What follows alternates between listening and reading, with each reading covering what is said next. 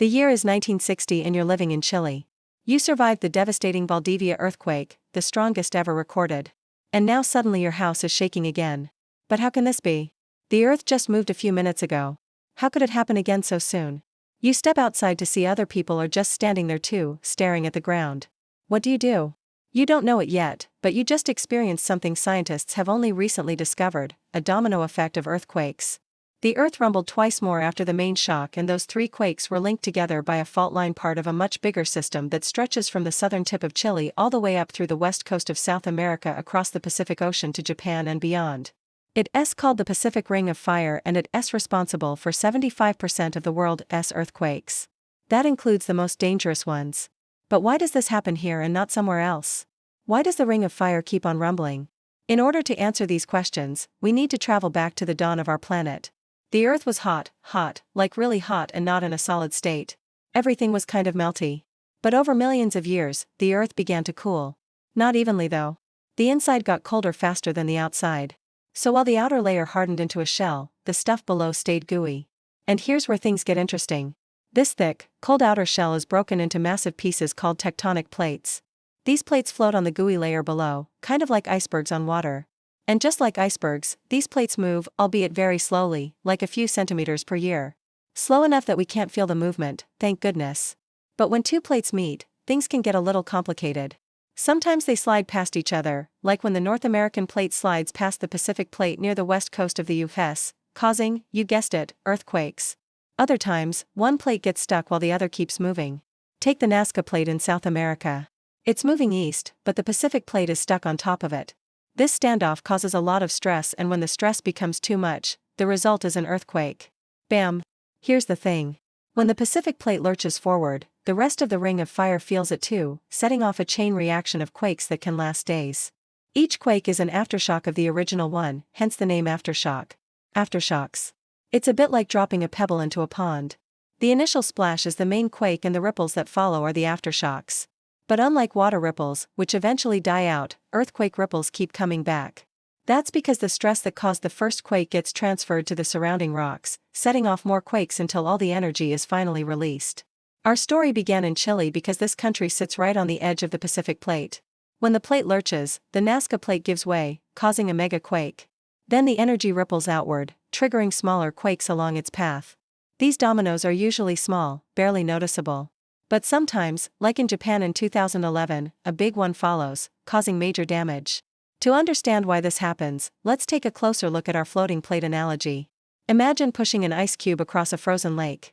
At first it moves pretty easily, but then it hits a patch of thinner ice. Now it's harder to move. Eventually the ice breaks and the ice cube goes through. But as it moves, it pushes against other ice cubes, sending them crashing into one another like dominoes. Some fall over, but others stay upright. The same thing happens with tectonic plates.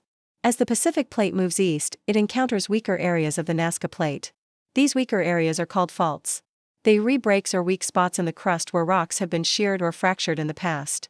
When the Pacific plate pushes against one of these faults, it gets stuck. The rocks along the fault don't move even though the rest of the plate does. This builds up pressure. Think of it like pushing a stalled car. As you push harder and harder, the tension builds until finally the car jerks forward. That jerk is the earthquake. And just like the domino effect, this quake passes on the energy to the next one. But not all areas along the Ring of Fire experience major earthquakes. Scientists think this is because some faults have weaker zones, kind of like weak links in a chain. For example, in the late 1980s, a series of quakes struck near Mexico City. These quakes were so big that they set off a big aftershock 7 months later. It happened far away in the Indian Ocean. But why does the stress from an earthquake travel so far? To answer that, we go back to our floating plates. Imagine you push an ice cube across the lake and it hits a spring. The spring compresses and then releases the energy, making the ice cube bounce. In a way, this is what happens with stress waves. When an earthquake strikes, it sends out stress waves that travel through the earth. These waves transfer their energy to other faults, stressing them out. If the stress is great enough, the rock along the fault breaks, releasing energy and causing another quake. But how long can these waves travel? To answer that, let's think about sound. Sound travels as waves of pressure through the air. If you clap your hands, you're releasing a burst of energy that makes these waves travel outwards from you. If you do this in an empty room, you hear lots of echoes because sound reflects off the walls and comes back to your ears. But if you do this in a crowded room full of people and objects, the sound waves hit all kinds of things that absorb or block the waves. The result, less echoes. Earthquakes work in a similar way. They release elastic waves that travel through the earth. These waves can travel around the world several times before dying out. But as they go, they run into different materials, some that conduct the waves well and some that absorb or block them. These varying materials cause the waves to change speed and direction, creating complex patterns of stress that trigger quakes in unexpected places. That's why some parts of the Ring of Fire are quiet for hundreds of years, then suddenly rumble with activity. It's also why the largest quake doesn't always happen in the same place. For example, the biggest quake in the 2011 Tohoku earthquake sequence wasn't the first one. It was the sixth. In fact, the biggest quakes often aren't the first ones. They're the aftershocks. But why do these aftershocks happen after such a long time? Let's head back to our crowded room analogy. Imagine someone is trying to talk to you, but every time they say something, someone else interrupts them. You might be able to understand some of what they said, but not everything.